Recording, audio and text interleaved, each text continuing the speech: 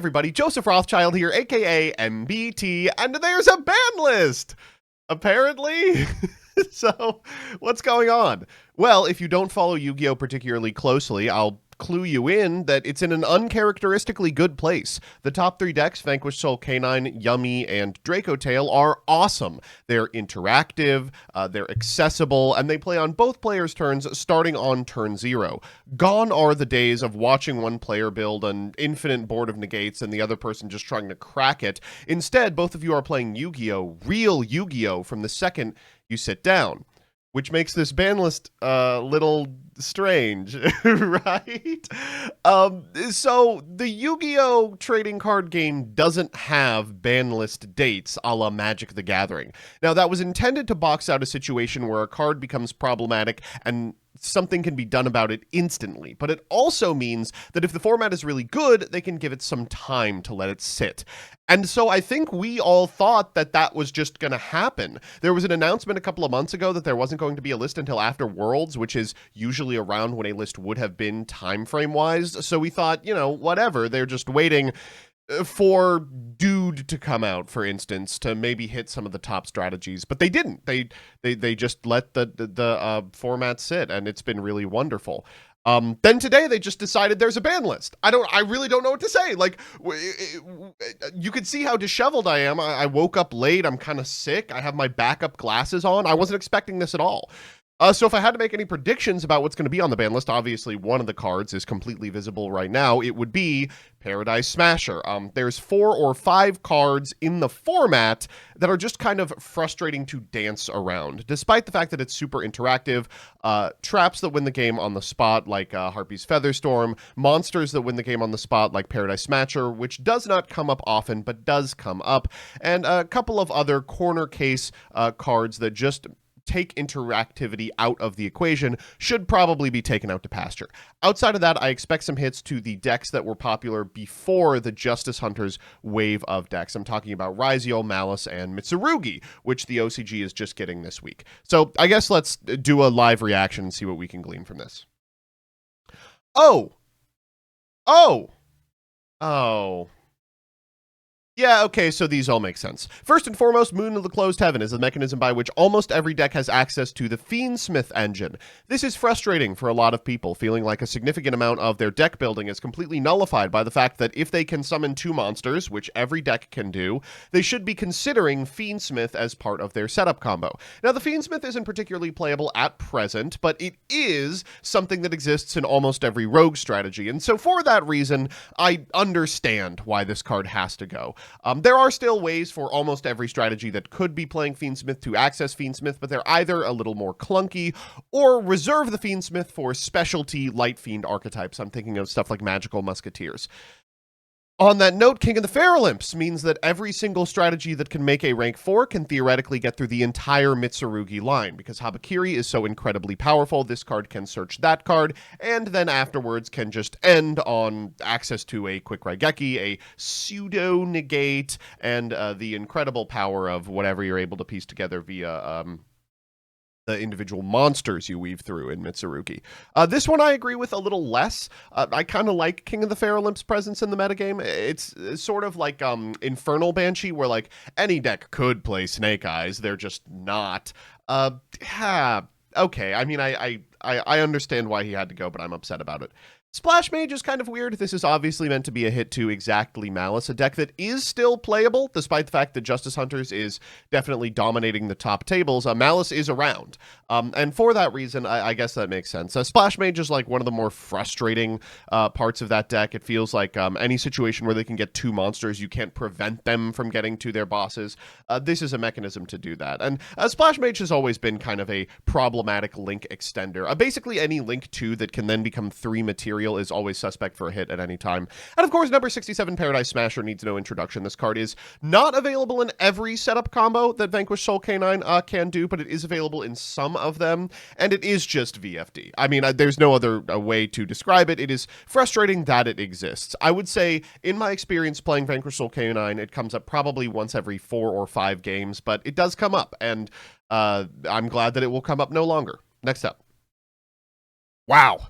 That's a lot of limited cards.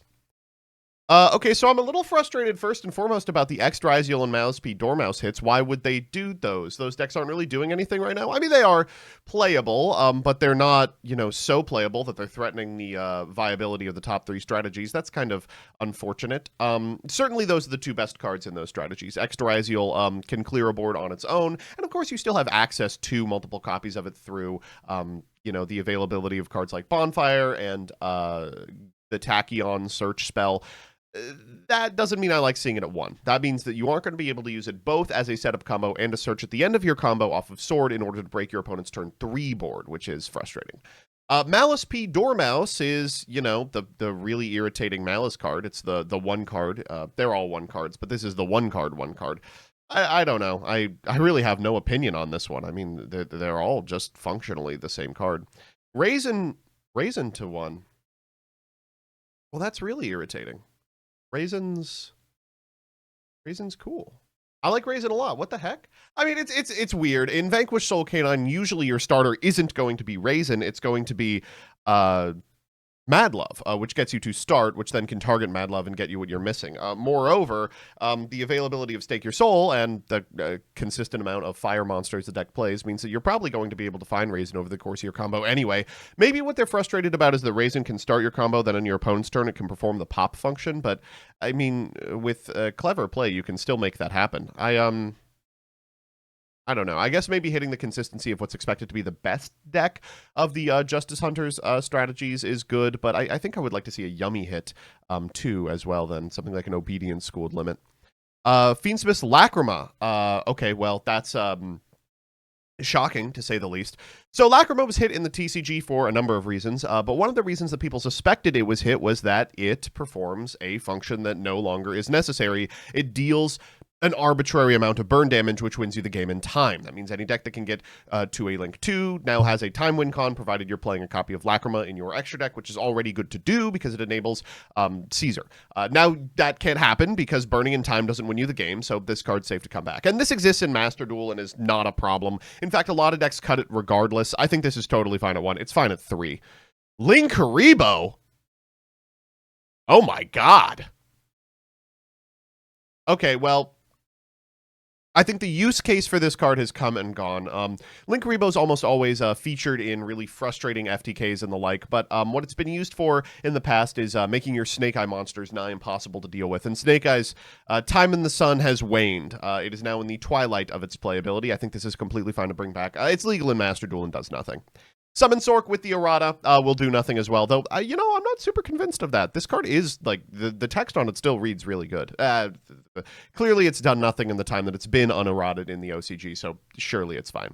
Herald of the Arclight to 1 is a little weird. It boxes out some weird scenarios where, like, you send multiple copies off of, like, a Dogmatica Maximus, I guess.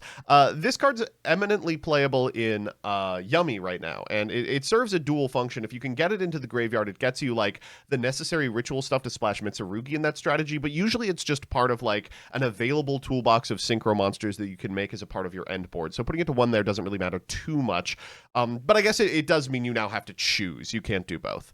Zodiac Dryden is fine, but also a really cool inclusion. I wish they had done this years ago. A really fun card. I'm glad that it exists once again. Not going to break anything, despite the fact that I thought it would back when it came off of the Master Duel ban list a couple of years back. Crystron Inclusion to 1 is a box out of the other very popular canine strategy, which is Crystron. This is interesting. Inclusion is part of a setup combo, and you do want to be maxing out on that card. This makes it a lot less likely that you're going to be able to do so, but I don't think this dooms the setup to unplayability. I'll admit that my experience with Crystron has to do a lot with Crystron Pure, not Crystron Splashing Canines. So it's very possible that I just don't have the knowledge necessary to know how this impacts that build specifically. My understanding is that it's not going to be unplayable. It will be a little less consistent. Schooled to 1. Thank the Lord. Oh my goodness. Okay. This is the most frustrating card in Yummy at present. It feels like Yummy is a deck that is very beatable, but if your opponent holds an Obedience Schooled and you do your best to ensure there's no Yummies on the field so they can never get to Snatchy, there's really nothing you can do. I mean, this card just summons 3 guys, and then of course all the guys beget more guys. I would have preferred to see a ban. I don't know why they kept it at 1. I guess as a thrust target, which feels like there's at least a little bit of counterplay. Stake Your Soul. Man, am I going to have to stop playing Canine? What the heck? Why would they... Why are they going so hard on Vanquish Soul Canine? I mean, yes, Vanquish Soul Canine is the like best deck in quotes, but ask the professionals. They don't think that it's that far ahead of everything else. I don't think it warrants 2 hits, and Stake Your Soul's a big one. And Solemn Judgment to 1 as well. Wow, that's strange, but understandable. It is frustrating that there are some cards that just win you the game going first. I think I would have preferred to see a couple of other traps on this list before this, but who cares? All right. All right, well, I hope they take a lot of cards off because, of course, a situation where you don't have to change too much is a great opportunity to take off a bunch of cards, and they did. Glow Up Bulb to 3 is absolutely fine. I'm not going to change anything. Masterpiece, the True Draco Slaying King, absolutely fine. Not going to change anything. Those decks won't even play 3 Masterpiece. Morphing Jar to 3 is fine. Phantom Sky Blaster to 3 is fine. Snake Eye Ash and Snake Eye Poplar! We're all the way back, baby! Okay, now here's the play. We're going to play Ryziel, and we're just going to make Banshee. We're going to Banshee summon Snake Eye Poplar, and we're going to do the line that way. I don't know. This is completely fine at this point. Dragonic Diagram to 3, Lightning Storm to 3. That one actually does matter. Lightning Storm is a playable card. It creeps up a lot in sideboards, and a difference of 2 or 3 is a big deal. It gives people an option in the side that probably will be viable going second from here into infinity. The reason that it sees a little less play now is because a lot of decks expect to play on your opponent's first turn. You can't Lightning Storm if you have cards on your side of the field.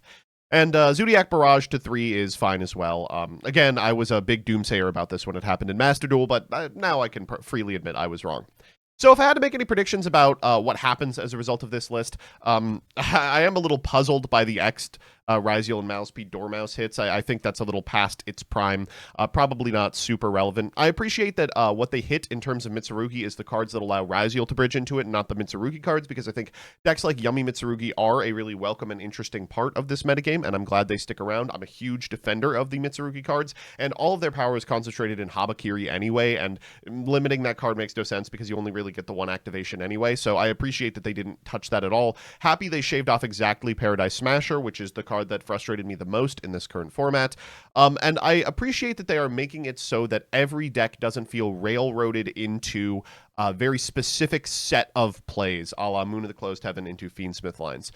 All in all, this list signals a lot to me. Firstly, of course, it signals to me, buy new product, you now have to play the Justice Hunters decks. But also it signals to me that they are willing to admit that decisions that the TCG made that the OCG and Master Duel didn't, like the Linkaribo ban, the Fiendsmith's Lacrima ban, were maybe a little misguided, and they're willing to walk them back. I really appreciate that type of humility from Konami NA. I know we don't get it too often. And finally, in terms of what it will do to the actual suite of playable decks, almost nothing. The top decks are still going to be a K9 variant, Yummy, and Draco Tail. Of course, the variant that it is might change a little bit. Stake Your Soul and Raisin are 2 really big hits, and probably will impact if Vanquish Soul is the splash du jour with K9. There are other options, of course, Crystron, but those also aren't the only 2 options. There's a lot of rank 5 engines sort of waiting in the wings for these strategies, and there's also the ability to just play nothing, just load up on hand traps and board breakers and try and Izuna your way out of games.